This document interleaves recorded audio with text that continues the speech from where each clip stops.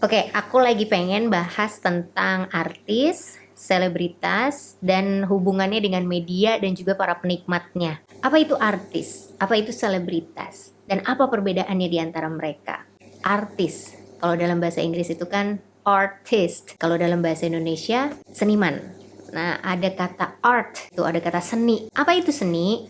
Kalau bicara definisinya seni, itu sangat luas karena banyak sekali yang mendefinisikan seni ini bermacam-macam. Belum lagi kalau seninya dikaitkan dengan filsafat, sosiologi seni, antropologi seni, psikologi seni. Belum lagi ada jenis-jenis seni primitif, seni klasik, seni tradisional, seni modern, seni kontemporer. Nah, seni juga setiap waktu itu selalu mengalami perubahan dan perkembangan. Penjabarannya akan sangat luas, tapi nanti kita akan bahas di sesi yang lain ya untuk pembahasan lebih detail tentang seninya. Nah, untuk sekarang kita bahas dengan penjelasan yang paling sederhana yang biasa kita dengar sehari-hari. Seni itu sesuatu yang bisa dinikmati, sesuatu yang menghasilkan keindahan, sesuatu yang menghasilkan rasa, keterlibatan emosi. Jadi secara umum, seni itu adalah perwujudan dari keterampilan yang diolah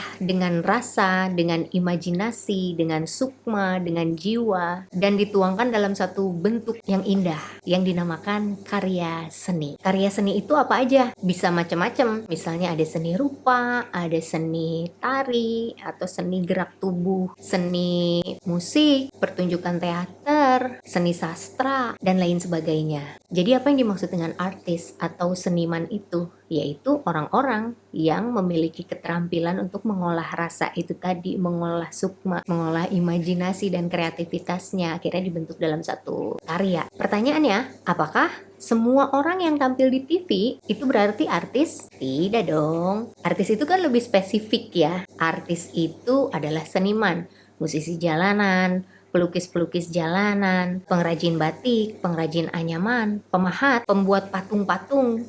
Itu juga termasuk seniman karena mereka memiliki jiwa seni. Kalau mereka nggak mempunyai jiwa seni, mereka nggak mungkin bisa menciptakan satu bentuk yang bisa dinikmati keindahannya. Kalau gitu orang-orang yang tampil di TV itu berarti kalau nggak disebut artis, apa dong? Selebritas. Nah, kita selama ini juga penyebutan selebritas itu kan lebih ke selebriti ya. Nah, selebriti itu kan sebetulnya dari bahasa Inggris. Celebrity dibacanya kan. Tapi kalau di bahasa Indonesia kan itu jadinya selebritas.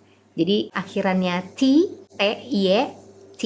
itu jadinya kalau di bahasa Indonesia kan jadinya tas. University, universitas. Quality, kualitas. Identity, identitas. Morality, moralitas. Celebrity, selebritas. Karena ini ada, aku cek juga di KBBI ya. Tuh, aku ketiknya selebriti dan ini ada thesaurusnya itu adalah selebritas.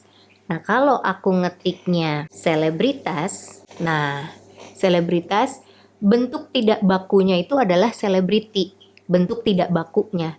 Tapi kalau bentuk yang sudah ejaannya sudah disempurnakan itu menjadi selebritas. Artinya pesohor. Selebritas itu dekat dengan pemberitaan, dekat dengan kepopuleran, yang sering disorot oleh media, dianggap penting keberadaannya. Biasanya juga bisa dikaitkan dengan kehidupan pribadinya, gaya hidupnya seperti apa, ketampanannya, kecantikannya, atau mungkin kekayaannya. Juga termasuk pejabat-pejabat publik yang populer, diidolakan banyak orang, aktivis, pengamat sosial, pengamat politik, atlet olahraga, pemain sepak bola, pemain bulu tangkis, pemain basket, dan lain sebagainya yang terkenal, populer, dan diidolakan banyak orang. Mau itu selebgram, mau itu seleb TikTok, itu juga bisa disebutnya sebagai selebritas. Jadi artis bisa jadi selebritas. Selebritas juga bisa jadi artis. Tapi artis belum tentu selebritas. Selebritas juga belum tentu artis. Yang membedakan itu adalah apa yang dilakoninya.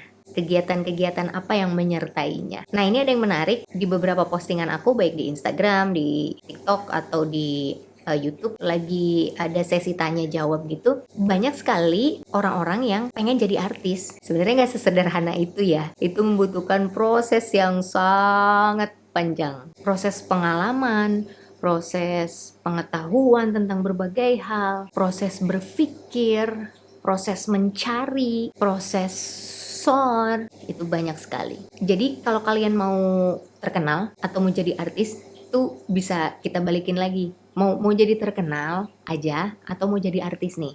Kalau mau jadi artis kan berarti nggak harus terkenal dong, nggak harus masuk TV dong.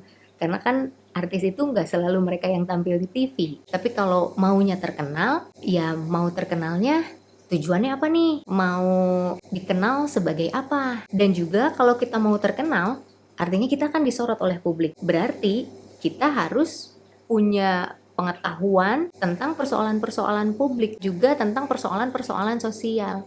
Karena itu yang nanti akan berhubungan dengan kita. Jadi yang pertama kita harus ada ketertarikan dulu, ada minat yang besar dulu. Kita harus paham dulu apa yang mau kita lakukan.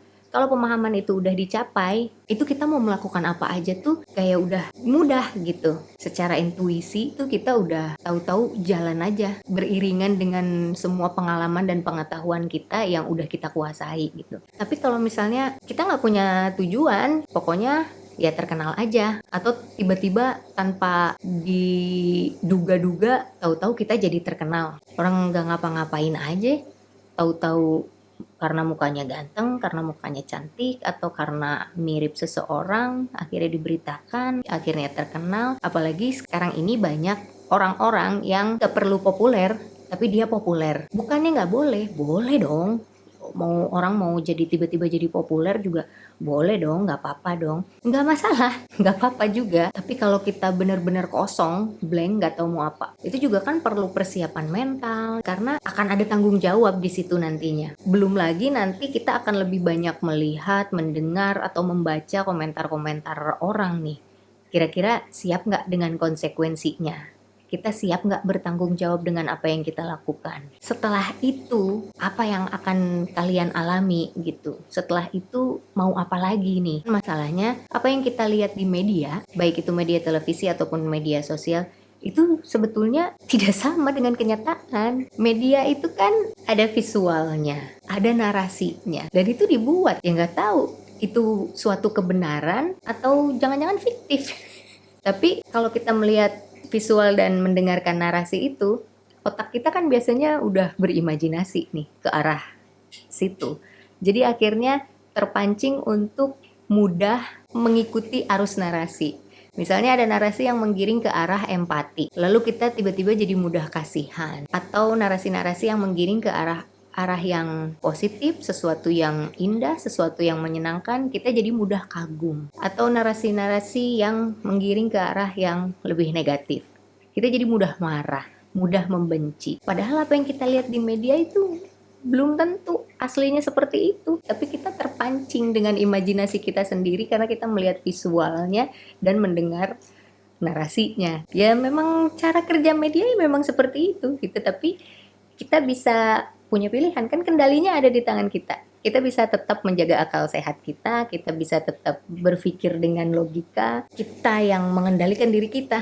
Jadi itulah kaitannya antara artis, selebritas, dan juga media serta penikmatnya. Jadi untuk orang-orang yang pengen terkenal atau pengen jadi artis, kalau mau jadi artis ya pelajari tentang keseniannya, banyakin pengalaman di situ, cari tahu segala sesuatunya, kuasai dulu apa yang kita minati gitu. Kalau udah mau jadi artis terus mau jadi terkenal juga, ya kita juga setidaknya memahami lah persoalan-persoalan publik. Oke, tetap menggunakan akal sehat, tetap berpikir logika, kendali ada di tangan kita.